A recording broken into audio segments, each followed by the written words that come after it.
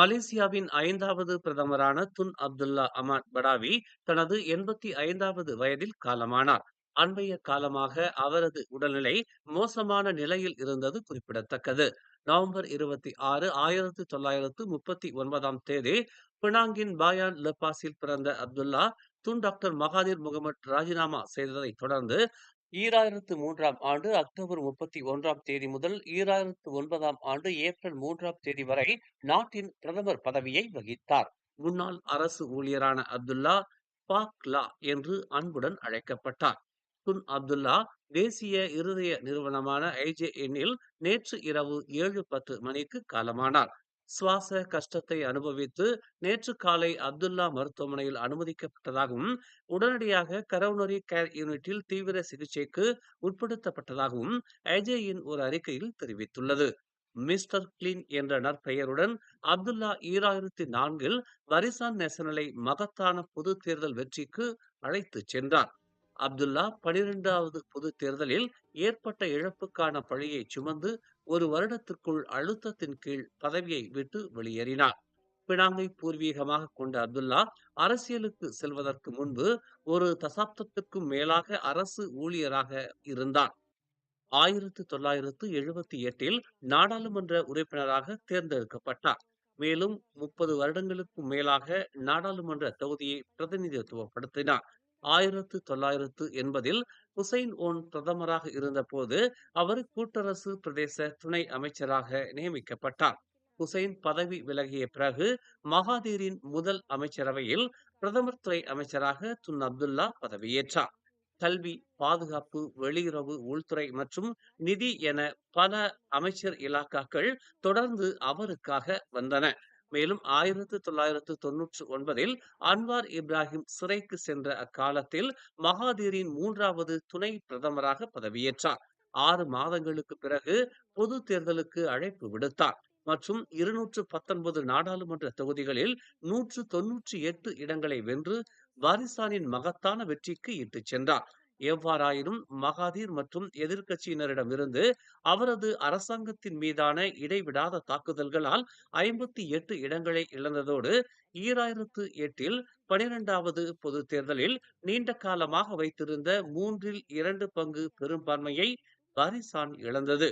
உள்கட்சி பிளவை எதிர்கொண்டார் அப்துல்லா.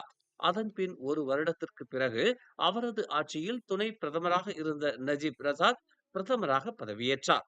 அவரது கடைசி பதவிக்காலத்தில் கபாலா பத்தாஸ் நாடாளுமன்ற உறுப்பினராக பணியாற்றினார். பதவியை விட்டு வெளியேறிய பிறகு துன் அப்துல்லா படாவி பொதுமக்களின் பார்வையில் இருந்து விலகி தனது நேரத்தை தனது குடும்பம் மற்றும் எழுத்தில் கவனம் செலுத்தினார்.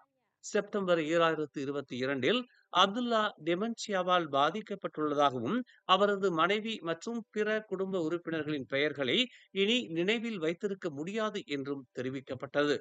கல்வி, பொருளாதாரம், சிறு குறு தொழில் முனைவோர் துறை, விவசாயம், நீதித்துறை, ஊடகம், ஊழல் ஒழிப்புத்துறை ஆகிய துறைகளில் தனி கவனம் செலுத்தி முன்னேற்றத்திற்கு புதிய பாதை வகுத்தவர் துன் அப்துல்லா அமாட் படாவி. இந்நிலையில் துன் படாவியின் மறைவுக்கு அரசியல் தலைவர்கள் உள்ளிட்ட பலரும் தங்கள் இரங்கலை தெரிவித்து வருகின்றனர். பிரதமர் துஸ்ரி அன்வார் இப்ராஹிம் தமது முகநூல் பதிவில் துன் அப்துல்லா படாவி தாராள மனப்பான்மை கொண்ட ஒரு அரசியல்வாதி என்று வர்ணித்துள்ளார். அரசியல் கொந்தளிப்புகளுக்கு மத்தியில் பாக்லா எப்போதும் அமைதியை வழங்கியவர். எங்கள் அரசியல் பாதைகள் வேறுபட்டிருந்தாலும் அவர் என்னை மிகுந்த மரியாதையுடனும் கருணையுடனும் வரவேற்றார். அதுதான் ஓர் உண்மையான அரசியல்வாதியின் சிறந்த ஆன்மாவின் அடையாளம் என்று அவர் பதிவிட்டுள்ளார். அப்துல்லாவின் தலைமையின் கீழ் மலேசியா நீதித்துறையில் குறிப்பிடத்தக்க சீர்திருத்தங்களை கண்டது. நிர்வாகத்தில் வெளிப்படைத்தன்மையை மேம்படுத்தியது மற்றும் நிறுவனங்களை வலுப்படுத்தியது என்று அன்வார் குறிப்பிட்டுள்ளார். ஊடக சுதந்திரம் மற்றும் பொது பங்கேற்புக்கான உரிய இடத்தை உருவாக்கினார். அவரது நிர்வாகம் பொருளாதார வளர்ச்சியை உந்தியது என்று அன்வார் தெரிவித்துள்ளார். மனித குலத்தின் உண்மையான அர்த்தத்தை பாக்லா எங்களுக்கு கற்றுக் கொடுத்தார் என்றும் அன்வார் புகழ்ந்துரைத்துள்ளார். அப்துல்லாவின் மனைவி துன் ஜீன் அப்துல்லா மற்றும் அவர்களது குடும்பத்தினருக்கு பிரதமர் தனது இரங்கலை தெரிவித்துக் கொண்டார்.